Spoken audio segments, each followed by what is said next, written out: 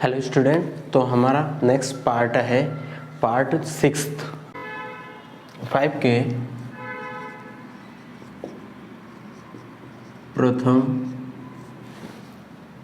10 गुणजों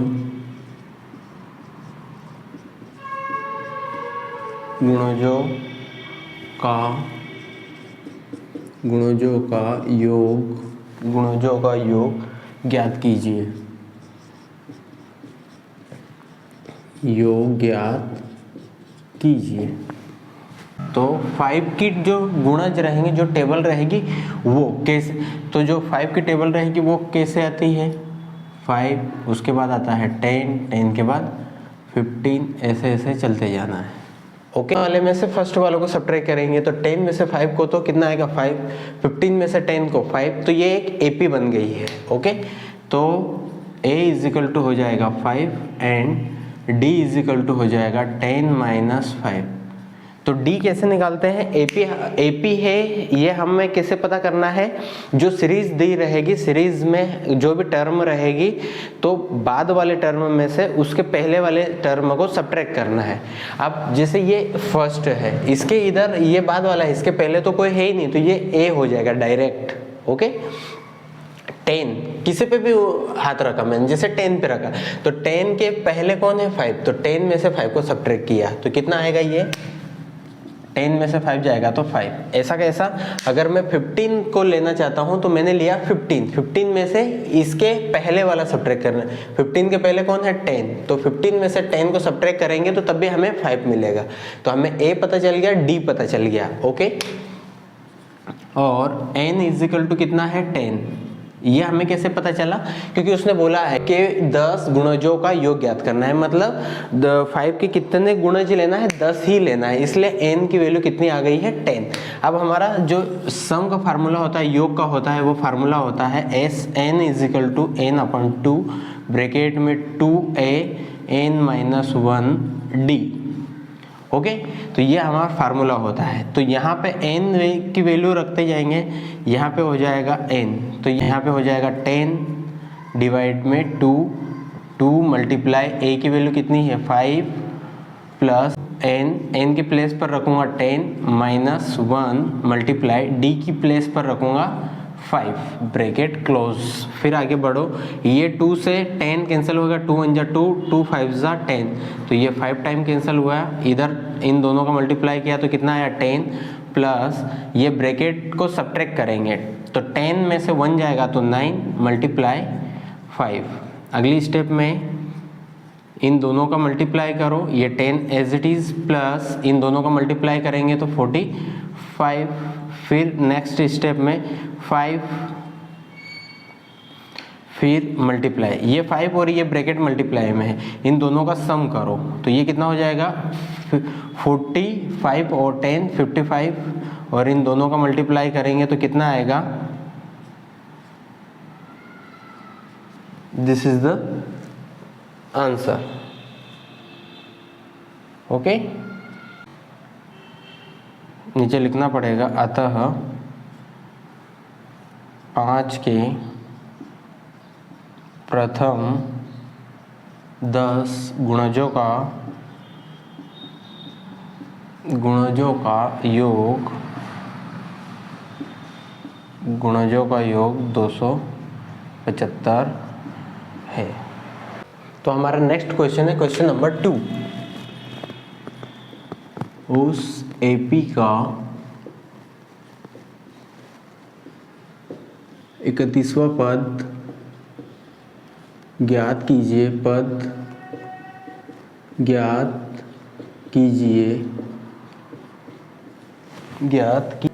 जिसका 11वां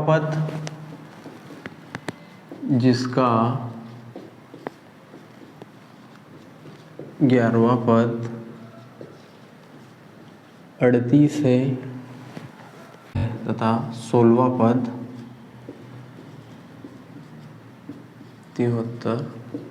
73 है। तो एपी का 11वां पद इज इक्वल टू 38। तो बच्चों 11वां पद हमारे हिसाब से क्या होगा, जो हमने सीखा है standard form a plus 10d, a plus 10d is equal to 33, equation first. And और 16वां पद इज इक्वल टू 73। तो 16वां पद क्या होगा, स्टैंडर्ड फॉर्म के हिसाब से a plus 15d is equal to 73। Okay, अब इक्वेशन फर्स्ट एंड सेकेंड से, फर्स्ट एंड सेकेंड से, फर्स्ट क्या है a plus 10d is equal to 38 and second क्या है a plus 15d is equal to 73। Equation first minus equation second. Equation first में से second को सब्ट्रैक्ट करूंगा। सब्ट्रैक्ट कैसे करते हैं, साइन चेंज करके। तो ये मैं सब्ट्रैक्ट कर दिया, ये मैं सब्ट्रैक्ट कर दिया और ये सब्ट्रैक्ट कर दिया। ये a प्लस का a माइनस का a कैंसिल हो जाएगा। 15d में से 10d जाएगा तो माइनस का 5d आएगा। ओके, 15d में से 10d को सब्ट्रैक्ट करना है। सब्ट्रैक्ट ही क्यों करना है, क्योंकि दोनों के साइन अलग अलग है, अलग अलग साइन रहते हैं तो हमें घटाना ही पड़ता है। तो ये मैंने घटा दिया है। तो 15 में से 10 को घटाऊंगा मैं, है ना, 15 में से 10 को घटाऊंगा तो कितना बचेगा, 5 बचेगा। 5 बचने के बाद में जो बड़ा डिजिट रहेगा उसका साइन आएगा। तो बड़ा डिजिट कौन है, 15, और उसके आगे माइनस का चिन्ह है। हमें कैसे पता माइनस का, क्योंकि सब्ट्रैक्ट कर रहे हैं ना, ये लिखा है मैंने, सब्ट्रैक्ट कर रहे हैं, माइनस का माइनस लगा है मतलब माइनस कर रहे हैं, तो इसलिए ये माइनस का हो गया। ऐसा कैसा, इसको माइनस करो तो ये कितना आ जाएगा, 5 और 3। 73 में से 38 को सब्ट्रैक्ट करेंगे फिर माइनस करेंगे, है ना, तो 35 बचेगा और जो ग्रेटर रहेगा उसका साइन आएगा। बड़ा कौन है, ये 73 और उसके आगे माइनस का है, इसलिए मैंने चाहिए। तो इसके डिवाइड में भी -5 लिखो और इसके डिवाइड में भी -5 लिखो। ये माइनस से माइनस कैंसिल होगा, 5 × 5, 5 से 5 कैंसिल हो जाएगा। तो यहाँ से कितना बचेगा, d इज इक्वल टू, ये माइनस से माइनस कैंसिल, 5 × 5, 5 × 7 = 35, ये 7 टाइम कैंसिल होगा। तो यहाँ पे क्या हुआ, ये 7 टाइम कटा है, ठीक है ना। ये कैसे करते हैं एक बार मैं फिर से बता रहा हूँ। 5 की टेबल ऐसा बोलना है कि 5 आ जाए 1 टाइम में, फिर 5 की टेबल भी ऊपर भी बोलना है, जो ऊपर है उसको लाना है। तो ऊपर क्या लिखा है, 35, तो 5 की टेबल ऐसा बोलना है कि 35 आ जाए, 7 टाइम में आता है, इसलिए मैंने 5 से दोनों को कैंसिल कर दिया। कैंसिल कर सकते हैं। तो d की वैल्यू कितनी आ गई है, 1। अब d की वैल्यू की हेल्प से हम a की वैल्यू निकालेंगे। ओके, तो इक्वेशन फर्स्ट से d is equal to 38। Okay, a plus 10 multiply d की वैल्यू कितनी है, 7, तो यहाँ लिखेंगे 7 इज इक्वल टू 38। अगली स्टेप में क्या होगा, a प्लस इन दोनों का मल्टीप्लाई करो, ठीक आएगा, 70 इज इक्वल टू 38। फिर आगे बढ़ो। अब हमें तो किसकी वैल्यू चाहिए, a की चाहिए। तो ये 70 अभी कैसा है, प्लस का है, इसको उधर ट्रांसफर करो, है ना। अभी प्लस का इक्वल टू के उधर जाएगा तो कैसा हो जाएगा, माइनस का। तो a इज इक्वल टू हो जाएगा 38 माइनस का 70। ओके, अब इन दोनों को सब्ट्रैक्ट करो। सब्ट्रैक्ट क्यों करेंगे, सब्ट्रैक्ट इसलिए करेंगे कि दोनों के साइन अलग अलग है। देख लीजिए, ये 70 के आगे कैसा चिन्ह है, माइनस का, 38 के आगे कैसा चिन्ह है, कोई चिन्ह ही नहीं है। तो जब कोई भी साइन नहीं रहता है तो प्लस का रहता है। तो यहाँ पे क्या है, प्लस है, तो एक माइनस का है एक प्लस का है, तो हमें सब्ट्रैक्ट करना पड़ेगा। तो इसको सब्ट्रैक्ट करेंगे तो a की वैल्यू कितनी आ जाएगी, 32। ओके, 32, इसको सब्ट्रैक्ट करना आप लोगों को इतना आता होगा या सीख जाना। तो ये 32 आया। अब इन दोनों में ग्रेटर कौन है, जो भी बड़ा रहेगा उसका साइन उठा के रख देना है। तो अभी बड़ा कौन है, 70 है। 70 के आगे कैसा साइन है, माइनस का, तो यहाँ पे माइनस का आएगा। ओके, तो ये a आ गया है और इधर मैंने d निकाल लिया था। अब हमें जो टर्म बोला है, जो पद बोला है वो हम बता सकते हैं। हमें AP का 31वां पद बताना है। AP का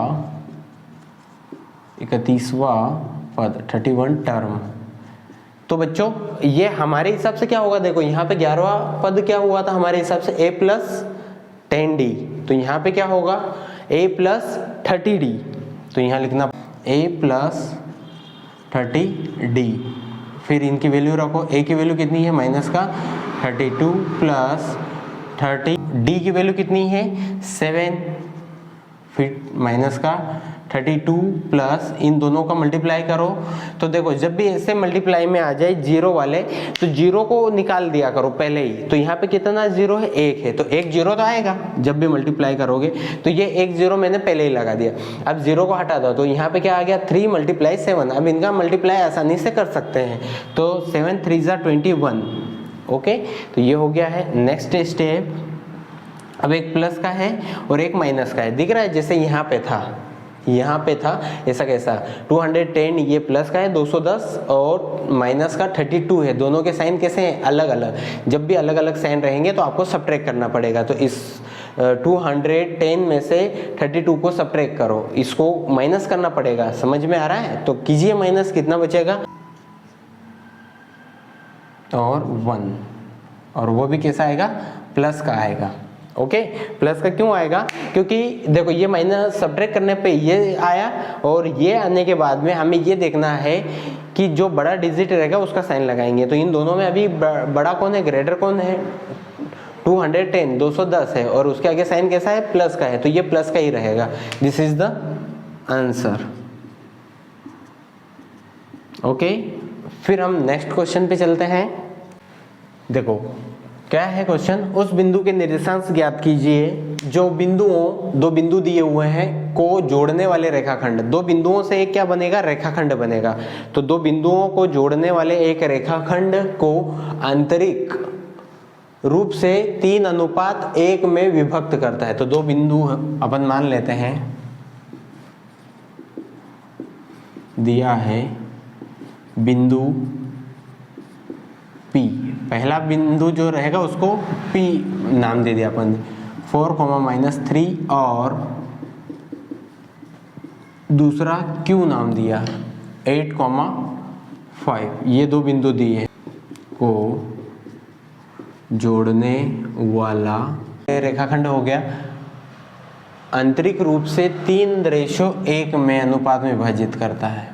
तो ये हो गया 3 और ये हो गया 1, और यहाँ पे PQ इसको नाम दे दो R। ये बिंदु क्या है R, तो R क्या हमें निर्देशांक x, y ये मान लिया। देखो बच्चों मैं फिर से इतना बता रहा हूँ, दो पॉइंट दिए हैं, दो पॉइंट को मिलाने वाला एक रेखाखंड लाइन सेगमेंट मैंने बना दिया है। फिर दो पॉइंट को मिलाने वाला जो रेखाखंड है उनको क्या कर रहा है, एक बिंदु ज्ञात करना है। और वो बिंदु कैसा रहेगा कि ये जो रेखाखंड है उसको ये 3:1 में डिवाइड करेगा। मतलब एक टुकड़ा उसका 3 का रहेगा और दूसरा टुकड़ा 1 का रहेगा। तो ये टुकड़ा 3 का हो गया, ये 1 का हो गया। क्लियर है यहाँ तक? अब हम विभाजन सूत्र लगाएंगे इसमें। विभाजन सूत्र से सेक्शन फार्मूला टू, चाहो तो इधर विभाजन सूत्र लिख लेना। विभाजन सूत्र, विभाजन सूत्र का क्या फार्मूला होता है, पहला पॉइंट रहेगा x, m1 x2 plus m2 x1 divide में m1 प्लस m2। y के लिए क्या रहेगा, m1 y2 plus m2 y1 divide में m1 प्लस m2। ये हमारा फार्मूला होता है, ठीक है ना, इसको याद कर लेना। तो ये वाले फार्मूले में जो m और m2 रहेंगे ये क्या रहते हैं, रेशियो, जो ये रेशियो दिया रहता है ना, 3 और 1। और x2 x1 sorry x1 x2 y1 y2 ये तो आप लोग जानते होंगे, x है ना। तो यहाँ पे ये क्या हो जाएगा आपका, चाहो तो छोटे छोटे अक्षरों में लिख लेना, इधर साइड में लिख लो। x1 इजिकल टू क्या हो जाएगा 4, y1 इजिकल टू हो जाएगा माइनस का 3 एंड x2 इजिकल टू हो जाएगा 8 और y2 इजिकल टू हो जाएगा 5। Fine, and m1 is equal to हो जाएगा 3 और m2 इज इक्वल टू हो जाएगा 1। ये चाहो तो रफ में आप लोग राइट डाउन कर सकते हो। ये मैंने कैसे बताया फिर से समझना, जो भी पॉइंट दिया रहता है वो वाले पॉइंट में x और y रहता है, x और y कोऑर्डिनेट रहता है। तो x कितना हो जाएगा 4 और y कितना हो जाएगा -3। चूंकि यहाँ पे 2 पॉइंट दिए हैं इसलिए इसको बोलना पड़ेगा x1 y1, ये क्या हो जाएगा x2 y2। तो ये मैंने लिखे हैं। और उसके बाद में ये जो रेशियो दिया रहता है इसमें हमेशा इसको m1 और m2 कहते हैं। तो m1 की वैल्यू हो जाएगी 3 और m2 की हो जाएगी 1। तो ये वाले फार्मूले में मैं आप सीधे वैल्यू रख रहा हूं, तो ध्यान से समझना। m1 आएगा पहले, है ना। तो m1 की वैल्यू कितनी है 3 मल्टीप्लाई, इसका मल्टीप्लाई इसके साथ करना है, ठीक है ना। 3 का मल्टीप्लाई 8 के साथ फिर लगाना है आपको प्लस, इसका मल्टीप्लाई इसके पहले से, तो 1 का मल्टीप्लाई किसके साथ करूँगा 4 के साथ में, और डिवाइड में क्या आएगा इन दोनों का सम। तो 3 + 1 ये कितना हो जाएगा 24 + 4 डिवाइड 4, तो ये कितना हो गया 28 डिवाइड 4 से ये कैंसिल होगा कितने टाइम में 7 टाइम में।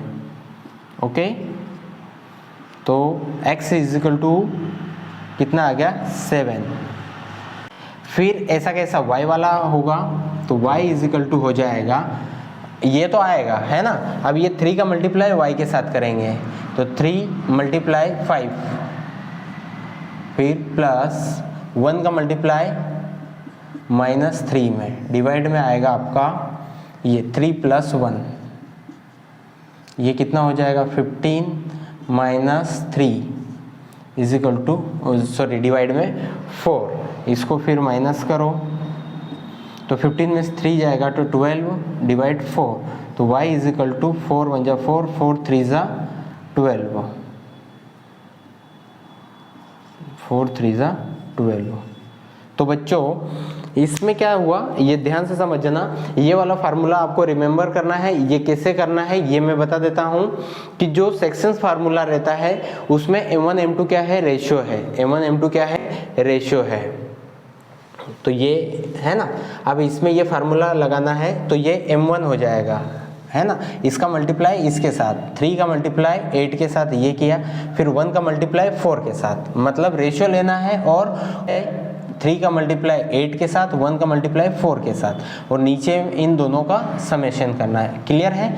फिर अब हमें y के लिए निकालना है, y का कोऑर्डिनेट निकालना है। तो y का कोऑर्डिनेट निकालेंगे तो ये 3 किसके साथ मल्टीप्लाई करेगा y कोऑर्डिनेट के साथ, तो 3 मल्टीप्लाई करेगा 5 के साथ, 1 मल्टीप्लाई करेगा -3 के साथ। तो देखो ये मल्टीप्लाई का साइन आ जाए बीच में और दो अलग अलग साइन रहेंगे तो हमेशा माइनस आएगा। तो यहाँ पे मल्टीप्लाई का साइन है, अलग अलग साइन है, तो यहाँ पे 3 आएगा माइनस का 3, तो दोनों के साइन अलग अलग है, इसको सब्ट्रैक्ट करेंगे। 15 में से 3 जाएगा तो 12 डिवाइड में 4, 4 × 1 = 4, इसको डिवाइड कर देंगे क्योंकि 4 के टेबल में 4 भी आता है और 12 भी आता है 3 टाइम में। आंसर आपका आ जाएगा। अतः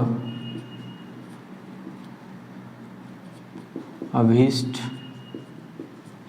बिंदु के निर्देशांक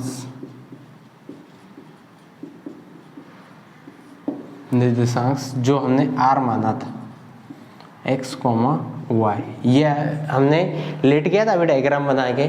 तो यहाँ पे क्या हो जाएगा r और x की वैल्यू कितनी निकाली अभी 3 है। ओके, उम्मीद करता हूँ आपको ये क्वेश्चन समझ में आया होगा। नेक्स्ट क्वेश्चन नंबर 4,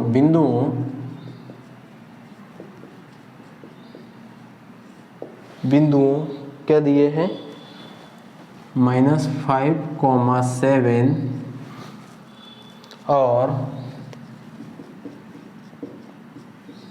-1,3 के बीच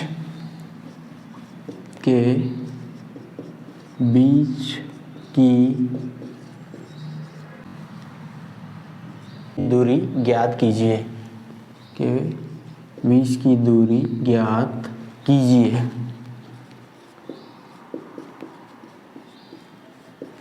ओके, इसका सॉल्यूशन दिया है बिंदु,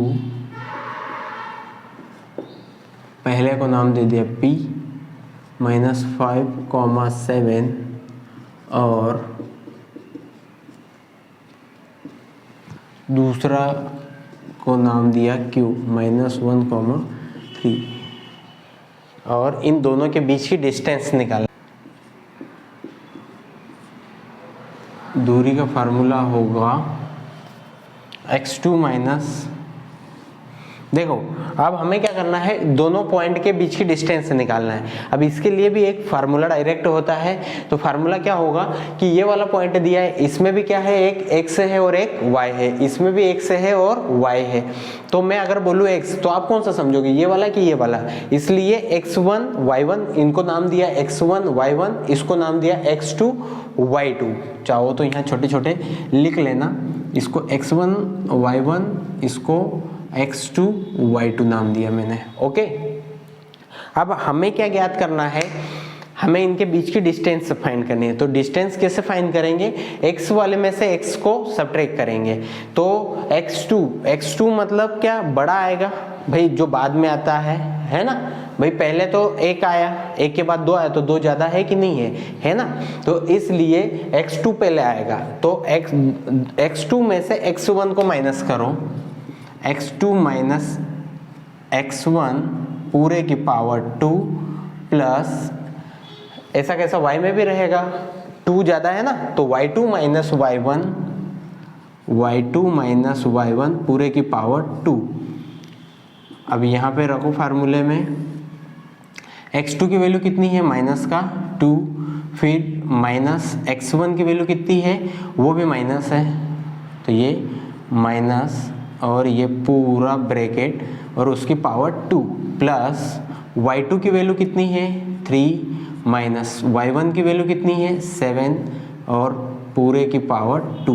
क्लियर है यहाँ पे। तो बच्चों ये फिर से मैं समझा रहा हूँ, ध्यान से समझना। x2 की value x1 y1 x2 y2 तो आता है समझ में, ये फार्मूला भी आ गया समझ में। बाद वाले में से पहले वाला माइनस करना और पूरे की पावर 2 लगाना है। तो x2 माइनस x1 पूरे की पावर 2, ऐसा कैसा y वाले में रहेगा y2 माइनस y1 पूरे की पावर 2। ये वैल्यू लाके यहाँ रखेंगे। तो x2 की वैल्यू कितनी है -1, तो ये रखा -1। फिर ये फार्मूले का माइनस, तो ऐसा कैसा आएगा फार्मूले का माइनस। फिर x1 की वैल्यू कितनी है, माइनस की है, वो खुद भी माइनस की, इसलिए मैंने ब्रैकेट में लिखा है पूरे की पावर 2, प्लस है तो प्लस, ब्रैकेट है तो ब्रैकेट। y2 की वैल्यू कितनी है 3, तो 3, फिर माइनस है तो माइनस, y1 की वैल्यू कितनी है 7, तो यहाँ रखा 7 और पूरे की पावर 2। अगली स्टेप ध्यान से समझना, ये माइनस का 1 तो एज इट इज रहेगा। अब देखो यहाँ पे क्या हो रहा है, ये 2 माइनस हो गए है ना।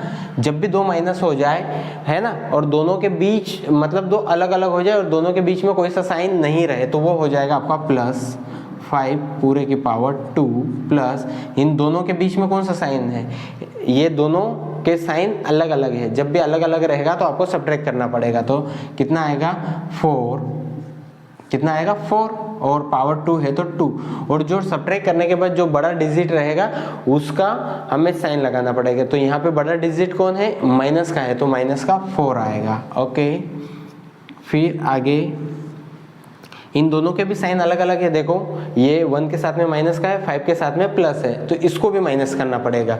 तो यहाँ पे कितना बचेगा 4, और 4 प्लस का आएगा माइनस का आएगा प्लस का आएगा, क्योंकि 5 बड़ा है, और पूरे की पावर 2 प्लस, और यहाँ पे जब भी माइनस का साइन आ जाए तो आपको उसको प्लस का ही बनाना है।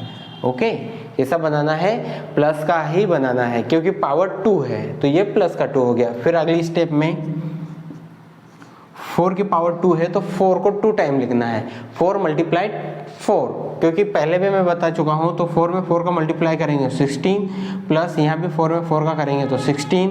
अगली स्टेप में इन दोनों को 16 और 16 कितना होता है बताओ 32, तो यहाँ पे आएगा 32।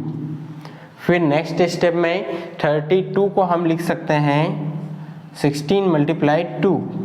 ऐसा क्यों लिखा मैंने, क्योंकि जो 16 है 16 है उसका परफेक्ट स्क्वायर रूट निकल जाता है। हम इसको क्या लिख सकते हैं, 4 मल्टीप्लाई 4 भी लिख सकते हैं, ठीक है ना। 4 मल्टीप्लाई 4 लिखेंगे तो 4 2 टाइम आएगा, तो एक 4 बाहर निकल जाएगा, तो ये एक 4 को मैंने बाहर निकाल दिया। तो अंदर कितना बचेगा, अंदर बचेगा सिर्फ 2। ओके, अगर ऐसा भी समझ में नहीं आता है तो आप लोग ये भी कर सकते हो कि ये 32 के फिर ऐसे मैंने गुणनखंड किए हैं, पहले वाले वीडियो में मैंने दिखाया है ना। ये गुणा करते जाएंगे तो यहाँ पे आएगा 4 मल्टीप्लाई 4 मल्टीप्लाई 2, ठीक है ना, या 5 टाइम इसको लिख दो, और भी आसान अगर आप लोगों को चाहिए तो इसके जो फैक्टर करेंगे तो वो आएगा 2 multiply 2 multiply 2 multiply 2 multiply 2 multiply 2, 5 time आएगा। 1 2 3 4 5 6 टाइम हो गया। ओके, तो ये ऐसे गुणनखंड करके मैंने लिखा है। तो अब क्या करूंगा मैं, अब इनके जो पेयर बना के मैं बाहर निकालते जाऊंगा, ठीक है ना, पेयर बना के मैं बाहर निकालते जाऊंगा।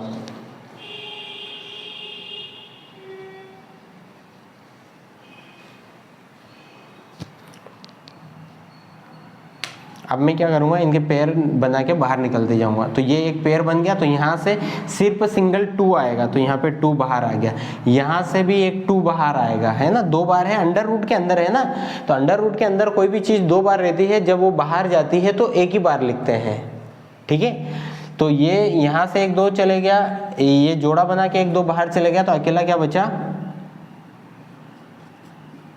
फिर 2 बचा, और 2 में 2 का मल्टीप्लाई करते हैं तो 4 अंडर रूट 2 मात्रक। This is the your answer, ये आपका आंसर है। ओके।